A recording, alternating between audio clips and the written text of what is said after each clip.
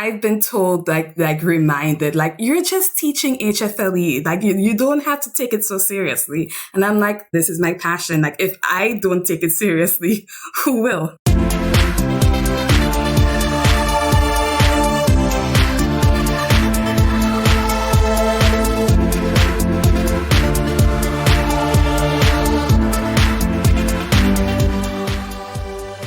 Welcome to It's Not Human Sexuality, the show that goes beyond sexuality to reproductive health. Understanding the foundations of reproductive health allows you, and the ones you love, to make better decisions about your health, mind, and relationships. I'm Dr. Betsy Cairo, or Dr. B. And I'm Mandy Johnson. And here with us today is Thea Benjamin.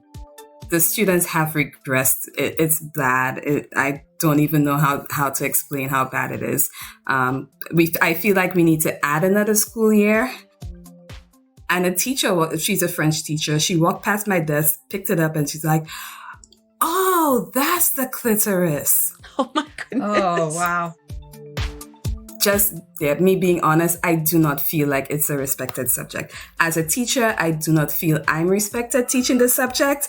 And the subject as the whole is always like something on the back burner.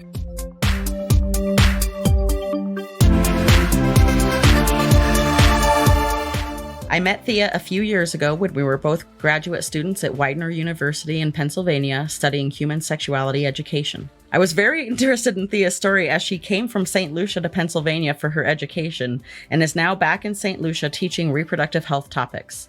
At a little over a year now, we donated a textbook and sent it to Thea as a resource. We're interested to hear more about Thea and her thoughts on the state of reproductive health and sexuality education. Welcome, Thea. Thank you for having me. Yes, it's so good to see you again. Thanks for joining us. Can you please tell us a little bit about who you are and what you do? My name is Thea Benjamin. I come from the Caribbean island of Saint Lucia. I am a Fulbright scholar, which allowed me to attend Widener University for my master's degree in human sexuality education. I have 4.5 years teaching experience. I taught 2 years in Japan teaching English, a term teaching for Planned Parenthood in Philadelphia, and 2 years teaching home in Saint Lucia. So Thea, I keep hearing birds outside your window. Are you, what's going on with that? Well, I live in Saint Lucia. It's summer all year round, and my home is a second home to the birds. They fly in and out like it belongs to them. I have no control over them, so That's kind of a nice addition. Yes. All right. So tell us about what you're doing. I know you're teaching right now, but what does that look like, and where are you teaching? So I'm currently teaching in a secondary school, high school in my country. High school starts from age 12 to 17, 18 years old in St. Lucia. And so pretty much I'm teaching the equivalent of middle school and high school here. All right. And do you teach like a reproductive health class, or is it is this topic just a unit in the class, or how does that look for you? I teach a subject called Health and Family Life Education, and it's broken down into 4 themes: self and interpersonal relationships, sex and sexuality, health and nutrition, and the environment. Okay. Very cool. That sounds a lot like my Teen Choices class, except for we don't really talk about the environment, would be like the one thing that's a little different. Seems very much like integrated science. And I actually, because of coronavirus interrupting the school year, I actually have not touched that theme at all since I've started teaching. Oh, I've been there for 2 years, and I focused more on interpersonal relationships and sex and sexuality over the time frame. All right. So are you teaching mostly like this high school age students, or do you see students as young as 12 as well in your class? 12 to 17. Okay. So you see all of them. Yeah. That's really cool. I teach every class at my school. So I'm the only teacher teaching the subject at my school, and we have 3 classes per grade, and I teach 5 grades, 3 classes per grade, and I teach every grade. So every student at that school has you as a teacher at some point. 400 and something students. Yeah. That's cool. That's really cool. It's a lot with online school. One thing I've been observing is with teaching so many students, it's kind of hard to do assessments that could be fun. So I'm limited to quizzes on like Google Forms that can like autocorrect for me, because I would never be able to get through all the assessments if I just have everybody writing stuff and journaling and all that kind of stuff, which I really want to do, but I just can't in, the way I'm working right now. It's not feasible to maintain as one teacher doing all of that. I understand very much. So, I guess before you got to Widener, what was your educational background? And you said you were always interested in sexuality, but how did you decide to take that as a career, like make that your career field? So I went to the University of the West Indies and I studied psychology. I got into counseling and social work after I left university. And I narrowed down that sex therapy was what I wanted to do. In between there, I left Saint Lucia, traveled to Japan for 2 years to teach English. So that was my first foray into the education field. And I enjoyed my time there. I don't think I was the best teacher there because I didn't get the training that I think I needed to be a stellar teacher at that point in time. And Widener more than made up for that. I feel more competent teaching sexuality education now than when I was teaching English in Japan. Yeah. So is this a class that's like pretty common in St. Lucia for everybody has to take? I mean, if you see every student, it sounds like a required class. So is this something that's taught at every high school, or is this something that you're just kind of lucky to be able to teach at the school you're at? So it's kind of mandated teaching, but kind of not. So we're a very Catholic country, and we have 2 secondary schools that are Catholic, and they don't teach HFLE, Health and Family Life Education. They teach Christian health or some Christian family and health or something like that. I think they call it, and they remove a lot of the topics that we would be able to teach in secondary school. So it's kind of mandated education. Unfortunately, at this point, it's our you guys have the SAT as your kind of big exam that you do at the end of high school. We have something called CXC, Caribbean Examination Council, and every subject has an exam that is used as your qualification for going to university or finding a job. HFLE is not yet a subject that is on the exam. Hopefully, somewhere down the line, it will be. Right. Right. So it's similar to the States. Yeah, and it's right. quote unquote required, but not really. Not really. Yeah.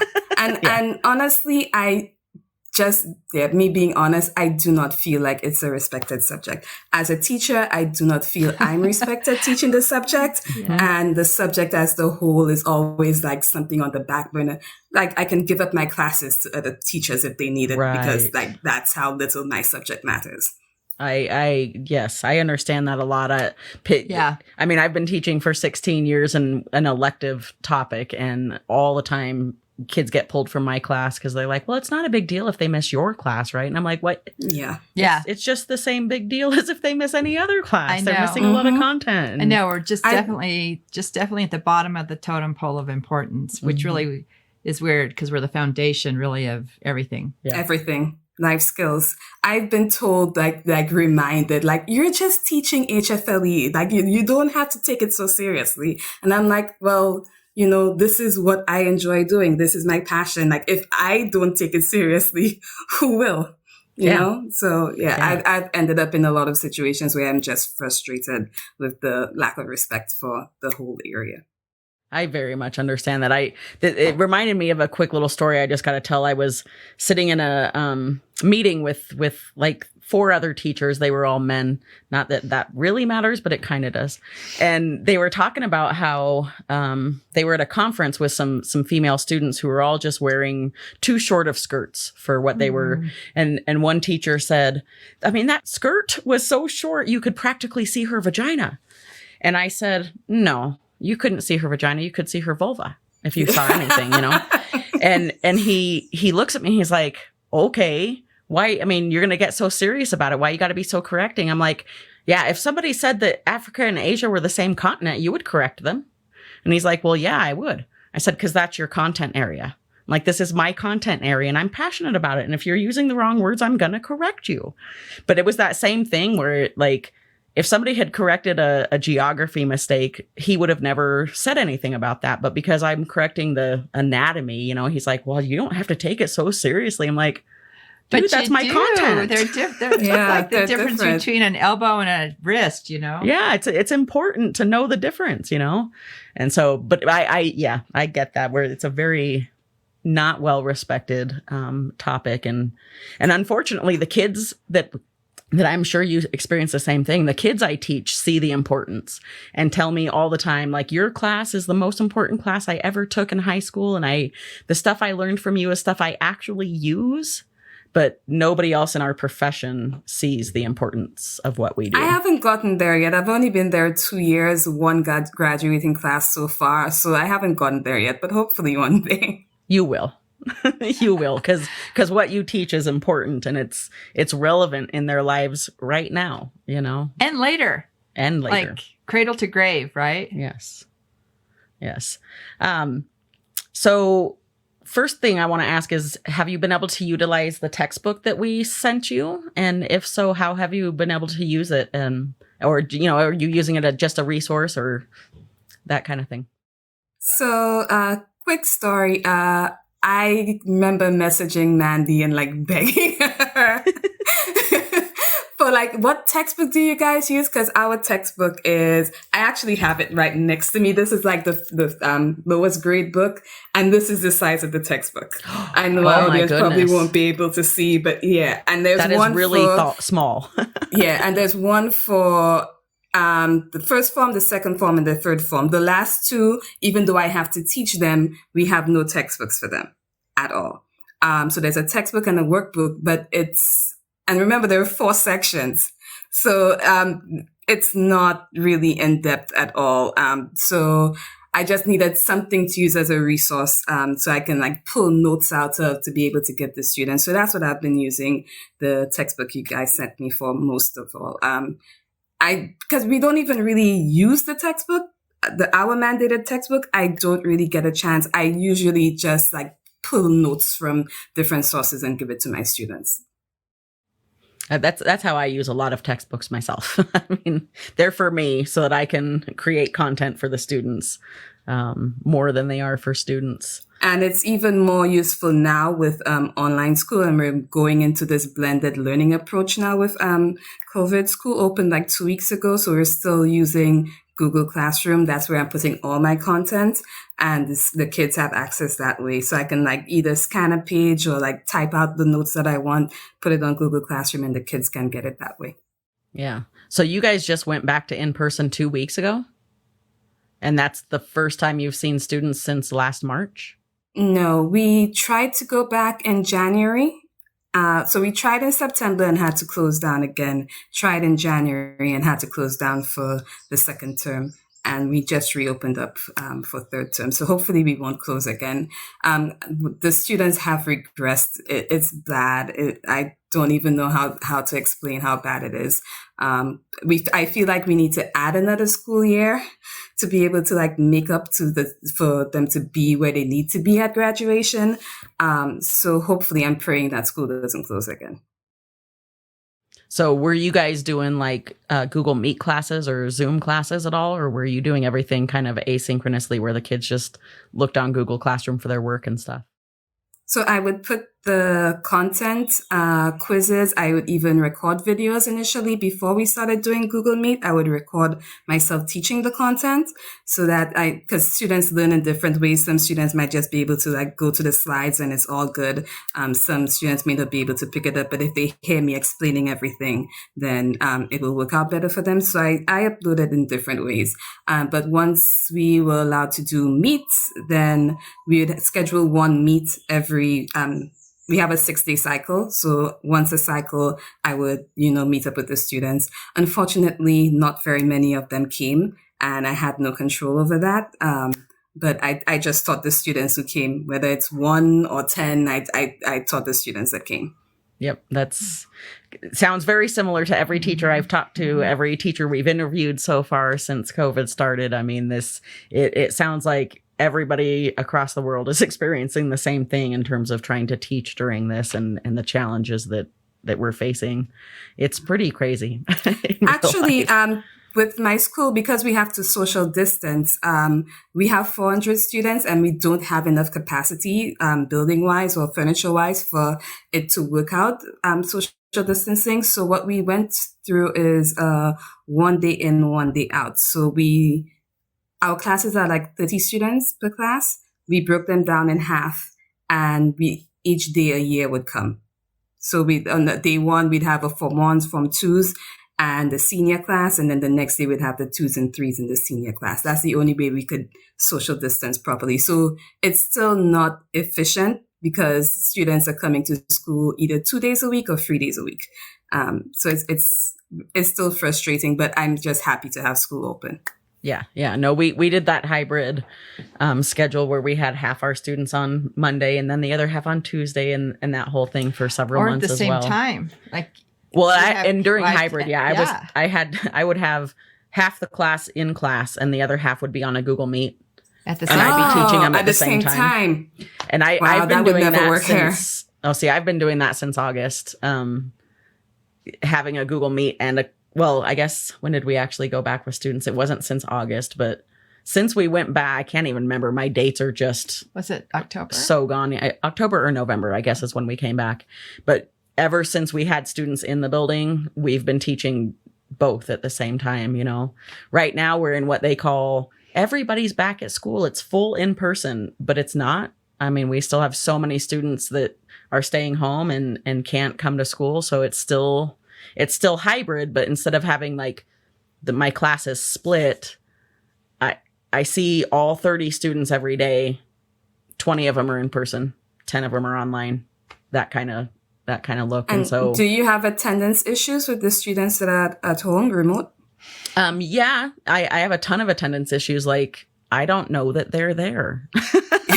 You know, I mean, especially Turn your camera on. Yes. And since we went back to, and we're not allowed to require cameras, so, you know, I can't make them. And since we went back to what they consider full-time in person, teachers are, instead of like engaging the people online, we're supposed to do what they call broadcasting, where we just have the camera on and the kids at home just get to watch. Like it's a TV show, like there's no interaction. I still interact with my kids because I don't know how not to, but because they think it's a broadcasting thing and they think teachers aren't supposed to ask them questions and stuff, they'll log on just for their attendance. And then when I do try to interact with them, I'm like, crickets. You know, it's like Ferris Bueller, and you're like, Bueller? Anybody? My students would not get that reference. Yeah. Mine don't either. But that's what it feels like and so it's interesting because right now my online students, I don't think are getting anything out of my classes because I don't even know that they're hearing anything I say, you know. And that's such a shame because you are an awesome teacher. Oh, thank you. Thank you. I'm pretty sure that half of them are just watching some movie or YouTube video while I teach. So I don't know. I guess, you know, that's what I always tell my students, because my class is called Teen Choices. I just tell them it's your choice. Your grade in my class is your choice. Do the work, you can get a really good grade. Choose not to do the work. That's your choice, not the grade I'm giving you, you know? And so all the time I tell that to my online students. I'm like, you're making a choice about your grade right now. Hope it's a good one. I say similar things to my students. Also, I tell them, like, this is the easiest subject ever, because a lot of it is just like life, is things you see. It's like you don't have to go study real hard for it, and like all you have to do is just put in a little bit of effort. Not even quite as much effort as you put in math class, for example. Just put in a little bit of effort and you're going to do fine in the class, and that's still like pulling hairs. Oh, I know. I tell my students the exact same thing. I'm like, you know, and I'm gonna ask you to turn in a lot of little things. It's going to seem like a lot of work for an elective class. I'm like, but there's no right or wrong answer. It's just like, what is your self-esteem? What are your values? What are your goals? And all you have to do is tell me these things. You don't need to be right. You don't need to go study your goals. You just need to express them, you know? And so, it's not a hard class in terms of the content, but it's an important class. It's an important class. Yeah. Super important that you learn all that stuff. So out of everything that you do teach, what's your favorite topic or lesson to teach? Puberty. I love Yay. teaching puberty.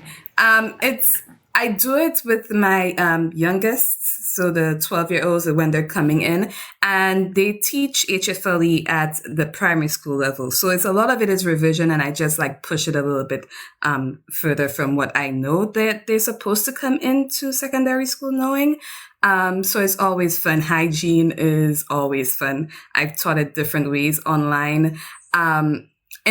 In person, I did like a hygiene kit, and I would come in with my bag full of stuff and like pull out like, hey, what's this? How to use it? Why do you need it? And like, they're all telling me the answers. I'm like, write it in the book on your book, So like they're taking their own notes as we're going through this activity, and it's always fun. And I try to figure out a new way to like do it on, Google Classroom through the Google Meet. And what I decided to do is to use, I don't know, licensing issues and all that, but I used Pigpen from Charlie Brown. Okay. To teach Yeah. to teach the concept of hygiene and like what are all these issues that Pigpen could be having that's like causing people to react badly to him. And that lesson was actually being observed. Okay. And my supervisor was like, that was amazing. So yeah, puberty and hygiene. Favorite. Nice. That I don't really get to teach puberty, unfortunately, which that's not part of my flow. I mean, I talk about it because kids have questions. So whenever, there's almost always an anonymous question that is about puberty that I get to answer. I miss anonymous questions. Content. You don't do anonymous questions?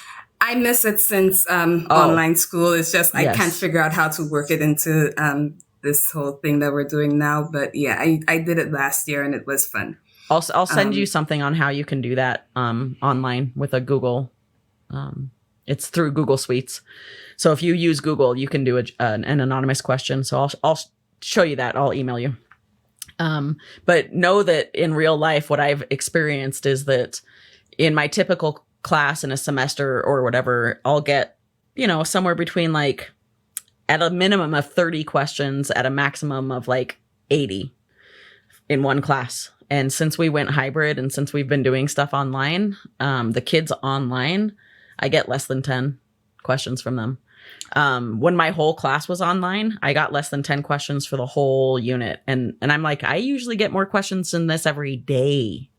Like, I know you guys have questions, but just it doesn't seem to, the anonymous question thing doesn't seem to translate as well online as it does in person, which is unfortunate because I know those kids still have questions. With my students, yeah. Yeah. Yeah, it's too bad because I think it's important to be able to get those questions answered that you're too embarrassed to raise your hand for. I remember a teacher that I met in the U.S. when I told her that I was studying human sexuality. And she was like, oh my God, I'm like fourth grade teacher. And she has to like talk about like getting, like using menstrual products. And it's like so nerve wracking for her. And I was like, I can't wait. I can't wait. And now I'm getting to do it. And I'm like, I feel like I'm in my element. I'm really happy teaching this stuff. Very and good. I can see the kids learning stuff. And like, I've been fortunate because a lot of my kids are not shy. So they will walk up to me and just ask me the questions. So a lot of times I don't need the anonymous questions. And how I use it most of the time is like, I made them fill out all the questions. I gave them paper, fill out the paper with all the questions that they wanted, collected them in a bag. And when we have lull times in the class, I'll just pull out the bag and go through the questions. And sometimes I'm like, hey, does anybody know the answer to the question? And let them answer the question for the class. So it's really fun. And it sucks right now that we can't utilize it. Yes, I would agree that it's I mean, things are just so different right now, in everything we're trying to teach. And I know a lot of other educators have struggled with like building the right kind of relationship with students to be able to engage with this content. Have you noticed that or struggled with that as well? No. I think one of the things in Widener that I've learned, like we repeated in Widener that I see as true in my own experience is your comfort level has a lot to do with it. if you're uncomfortable, the students are uncomfortable, you seem unapproachable. And so I'm so comfortable with it. And I'm like, hey, there's no dumb questions. Nothing you say is going to shock me. And if it shocks me, it'll shock me for like a second and I'll get over it and you'll get over it and we'll all be fine. And so the kids outside of class would just walk up to me like, hey, miss, this happened to me yesterday. Or like, why do boys do this? And like, so they just feel comfortable coming to me and asking me those questions. And I've assured them that unless it's a dangerous situation that they're telling me about, that I'm not going to take it anywhere. However, if it is a dangerous situation, then I have to report it. So, see, and that's what makes you an awesome teacher. Mm-hmm. Trust, trust and comfort, and all the things that.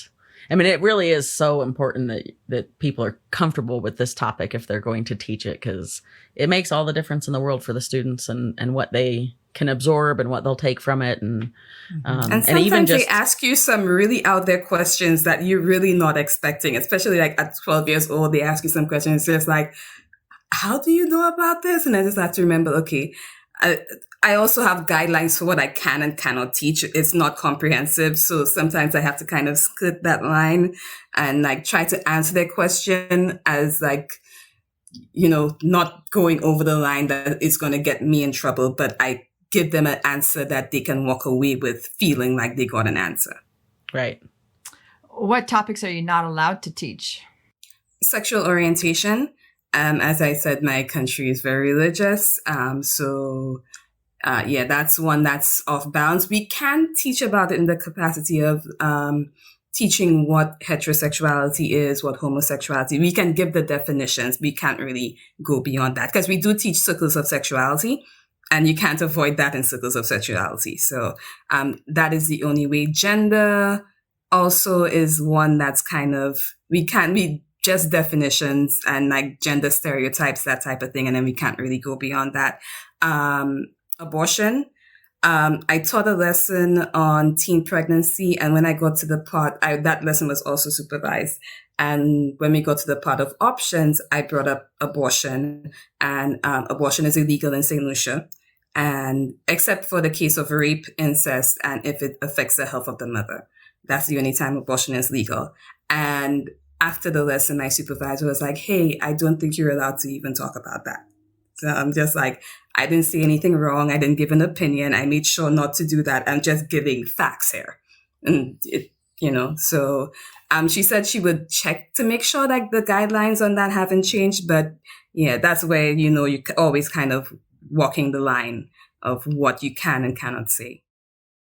I'm not allowed to teach about abortion either. So when those questions come up, I'm like, here's a link to PlannedParenthood.com. I'm not really even supposed to say those two words together. Oh, wow. I'm not really supposed to say those two words together. I can't really talk about Planned Parenthood. Oh, sure. Right. Yeah. That's not something. Wow. So I'm guessing you can't talk about contraception either. I actually can. I have taught my more senior students about contraception. I had checked the UNICEF guidelines, UNESCO guidelines for when you supposed to. And I think from as early as like 12 years old, you're supposed to. But I don't know how comfortable parents would be with their kids learning about contraception. So I tend to just stick to the 16, 17-year-olds. Teaching contraception. I have my whole kit that I got from when I was working at Planned Parenthood as my practicum, and I take it to class and show the kids, and like they enjoy it. So yeah, that's awesome. I just did my contraceptives lesson the other day, and I always put everything out on the tables, and they come in, and I'm like, okay, now you're just going to pick everything up and touch it, and I want you to guess what it's for and how it works, and it's always a very fun lesson because anytime they can get their hands on stuff, and really feel what that's like and see the options instead of just hearing about it, it's a really good deal. I love it when people have those kits. I went to a conference a few years ago, and I did a round table, and I was teaching about the way I teach contraceptives, and I had several teachers come up to me and say, oh, is that what this is? I've never seen one before. Oh. And I was like, you teach this stuff, don't you? She's like, yeah, but I've never seen one in person. I've only ever seen a picture of it. And I'm like, oh my God, like you should know what these things feel like and look like. I've had a few moments like that. Yeah. I had a moment, I teach, before I teach puberty, I teach anatomy. And I have these, I made these posters before I came back home. So I wanted to just have everything. So I was ready to teach. So I have these giant, anatomy posters, and I make handouts for the kids with the posters and the same posters and definitions of all the parts and functions and all that.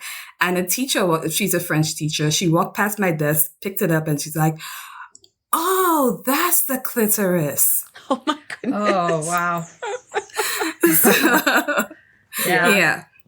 Yeah. Wow. Okay. Okay. Yeah. Well, I mean, that sort of like drop the mic. That's why we do what we do. I mean, that's why this is so important to teach about. She took it to her desk, went through the whole thing, and she's like, "I learned so much. Like, they did not teach us this in school." Yeah. Like, that's why you need nice subjects. Yes. I have in one of my classes this quarter, I have an interpreter. And actually on Tuesdays, I have 4 adults. There's 4 adults in my room every Tuesday when I teach this class. But one of them is an interpreter because I have a student who's hard of hearing. And she told me just on Friday, she's like, I just love the way you teach and what you teach. She said, but I go home every night and I tell my husband about what I'm learning. Because she's like, I learned something from your class every day. And she's an adult. And she's my age. We were born the same year, Yep. And I like that part of me is like, oh my God. But then I was like, well, in real life though, I learned something from her every day too, because she's teaching me how to sign. And so, I was like, well, there's a whole bunch of stuff I don't know either. So yeah, that's pretty cool. When it's reproductive health, it scares me a little bit. That people don't know stuff? Yeah. Yeah. I've also, I brought in, menstrual cup. I bought some just to have as, props in class, and it brought it into the staff room and it's like, "Hey, do you guys know what this is?" And like all the female teachers are like stunned because it's expensive in the US. So it's just not something that's sold here. And, I taught them about that. So yeah, the only issue I have, with regards to props, with my contraceptive kit, I am not allowed to do condom demonstrations. So I had to actually take out the prop from my kit because I didn't want to have it in my kit, and I come in the class and the kids see it, and then that's a whole thing. And I have to explain to people what I'm doing with this. So yeah, it's not in my kit, but I can't do it. And a friend of mine who's a nurse gave me this really sad story of, trying to do a condom demonstration for an adult class. And she had to use like a broomstick because that's the only thing she had. And at the end of the day, like just the shared joy that the respondents have in like being able to see how to put on a condom properly. And that's adults. Imagine what that could be like for kids. And I feel like my students are old enough, like I do it with the senior class. I should be able to do that, but they wouldn't let me. It's just a no. Yeah. So we also have that prop in our kits that were given to us by our school district. And for anybody wondering what we're talking about, I call it Woody. If that helps describe it to anybody, because it's a condom demonstrator. It's a condom demonstrator. It's not a cucumber. It's not a cucumber. And it's not a banana. It's Woody, and we were given this kit by the district, and we're still not allowed to use it. I was given this prop by my district. I thought you guys were so much more advanced than us. I look at you guys and I'm like jealous of all the stuff you get to do, and then I'm hearing it's pretty much the same. It sounds so similar. It really does. And I mean, do I sometimes demo anyway? I mean, I'm not saying one way or the other, but I'm saying I have a Woody. I don't know.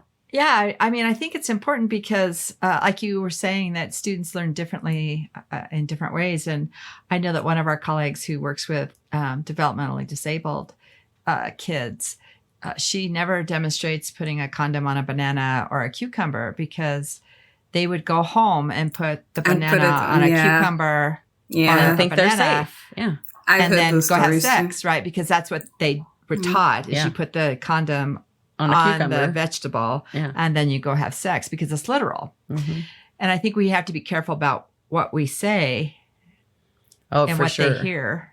And I think it's really too bad that so many places aren't allowed to demo this because it's a skill.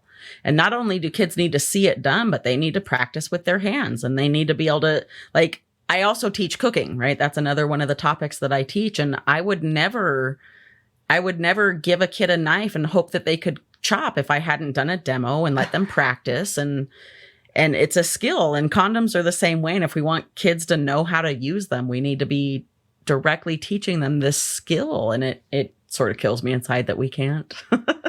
Yeah, like I'm just allowed to say, hey, there are instructions in the boxes. Like, make sure you read the instructions properly. But even those instructions are confusing. Yeah. You know? Yeah. They sure are. I mean, especially if you're new to everything and don't know. I mean, like if you've never taken a class and you don't even know anatomy, and those directions could be practically in another language as far as you're concerned. Like, what is this? I don't understand all of this. So it's just too bad. Do you have a least favorite lesson to teach?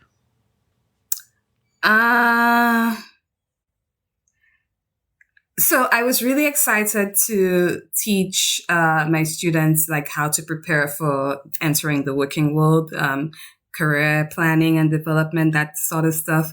I want to do it with my more senior students because they're on the way out, and I want them to leave knowing how to like write a resume or a CV, what to expect in a job interview, those kind of things. And it just has not, with any of the classes, been well received. I don't know why. Like, it's not fun for them, and because it's not fun for them, it's not fun for me. So that excitement I came in with just kind of, Yeah.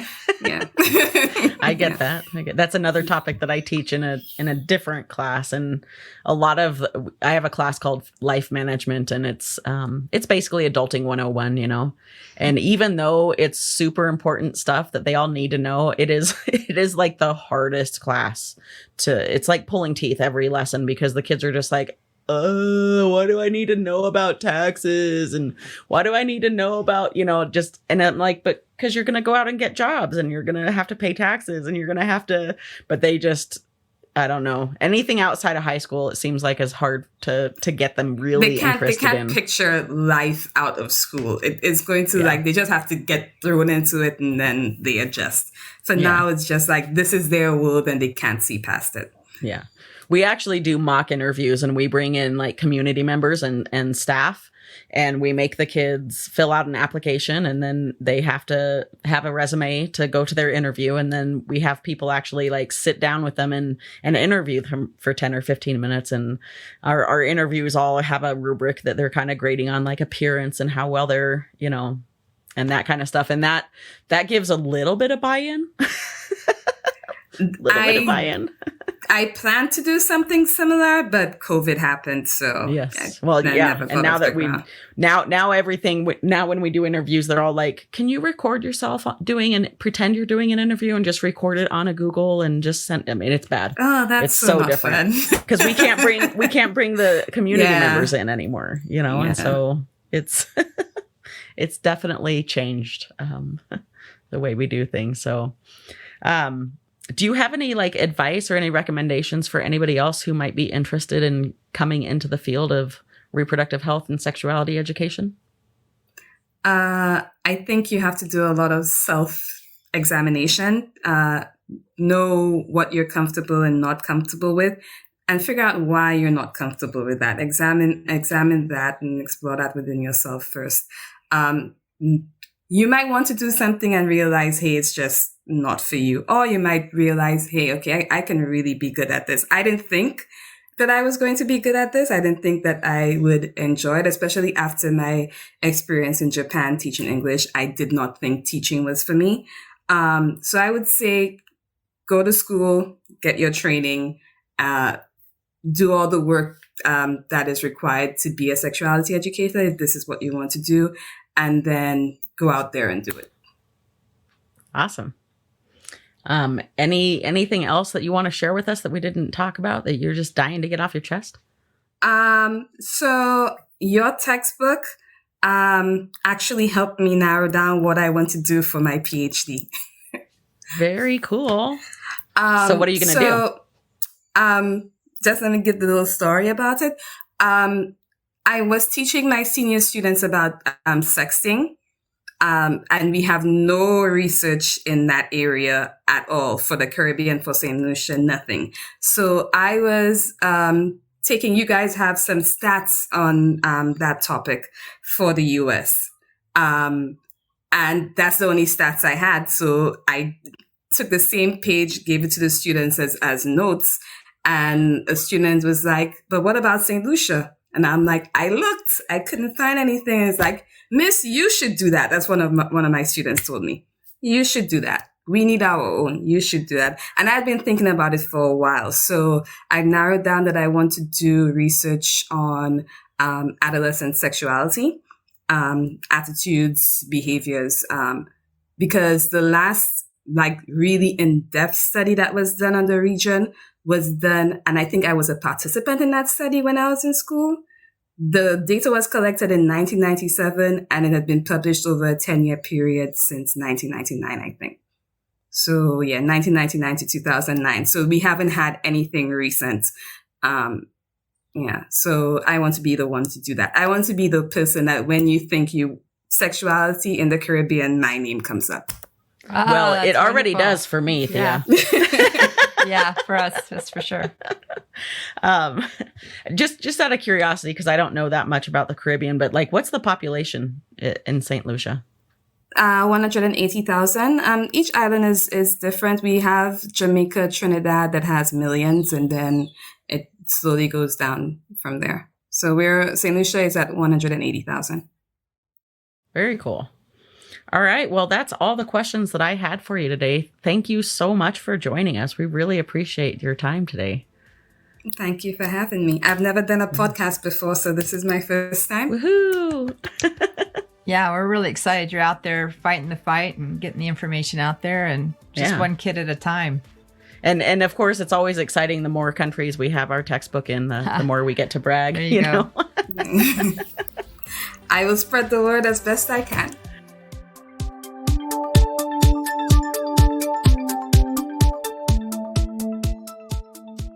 I think it's really interesting to hear that. I mean, one of the reasons we wanted to interview her was to see, are there differences between here and there? And the answer is yes and no, right? And so mostly no. Yeah, because we're still met with the same restrictions. Yeah. Hers are even a little bit more intense, and that's faith-based stuff, I'm guessing. But I think she does a really good job of still staying positive, enthusiastic. I would love to sit in on her class. Oh, me too. I think she'd be a lot of fun to. I think it'd be fun to co-teach with her and for sure, plan some lessons and do some stuff with her. It'd be. She sounds like a teacher very similar to us in the way she does things. So. Yeah, and it's so unfortunate when there are topics that are off limits. That. I mean, think about that. You can't even give a resource, right? You just have to say, Google it or... Yeah, good luck finding the information on that. Fingers crossed. And so if you can't, as an educator, if you can't talk about the topic, but then you can't even give a resource so that they can find the topic, is that really education? It doesn't feel like it. Right. Yeah. Something to think about. It is, for sure. And I was just as surprised as you to find out that there wasn't that much difference between the two. I really expected to see some glaring differences, but me too. Pretty interesting. So we all have the same battle. Yeah. Right. And in every way, from students online to other, colleagues not necessarily respecting the topic to to all of it. It's the same no matter where you go. No, nothing new here. Yeah. I'm glad we had a chance to chat with her. I'm glad she is using a textbook, and I'm glad she's motivated to go on and get her doctorate. Me too. It's all good.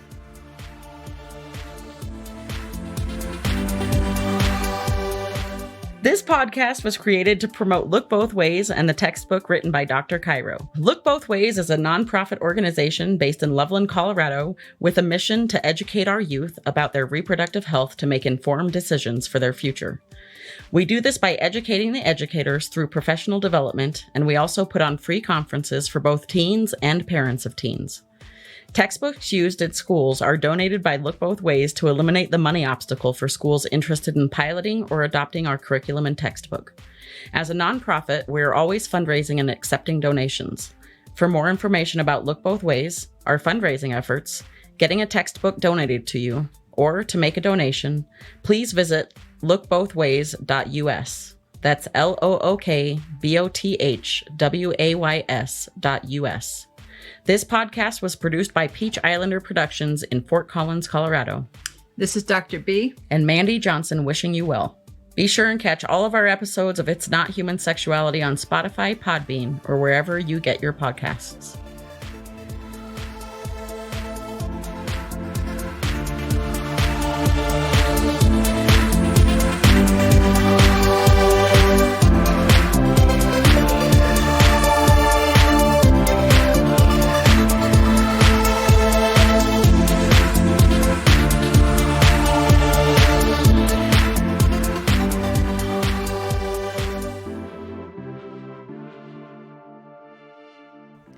Awesome. Do you think she was recording this time? I think she left the meeting. Elvis has left the building. Again? Okay, great. Yeah, post game. Sounds good. I'm recording, believe it or not.